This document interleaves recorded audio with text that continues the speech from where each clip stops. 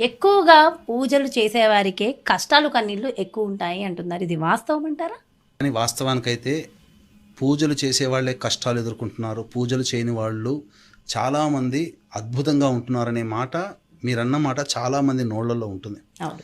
పొద్దున్న లేచిన దగ్గర నుంచి ఎన్నో పూజలు చేస్తున్నాము, ఈ స్తోత్రాలు చదువుతున్నాము, దీపారాధన చెయ్యంది మనం వంట మొదలు పెట్టము, సాయంత్రం కాగానే మళ్ళీ దీపారాధన చేస్తాం. ఎన్ని చేస్తున్నా మన ఇంట్లో మనకెందుకు ఇన్ని కష్టాలు అని చెప్పి ఆలోచించే వాళ్ళు ఉన్నారు. మరి పక్క వాళ్ళు చూసినప్పుడు వాళ్ళు ఏమి చేయకపోయినా వాళ్ళు చాలా గొప్పగా చదువుకుంటున్నారు, పిల్లలు గొప్పగా చేసే బిజినెస్లో బాగా డబ్బులు సంపాదిస్తున్నారు. ఎస్. అసలు పొద్దున 8కో 9కో లేస్తారు, అప్పుడు పనులు అవుతుంటారు, స్నానం చేయకుండానే వంట వండుతుంటారు, బెడ్ మీద కూర్చొని తింటుంటారు. అయినా వాళ్ళ ఇంట్లో ఇన్ని ధర్మశాస్త్రాల్లో బెడ్ మీద కూర్చొని తింటే లక్ష్మి ఉండదని అంటుంటారు, స్నానం చేయనితో వంట చేస్తే అది శుచిగా కాదు అని అంటుంటారు.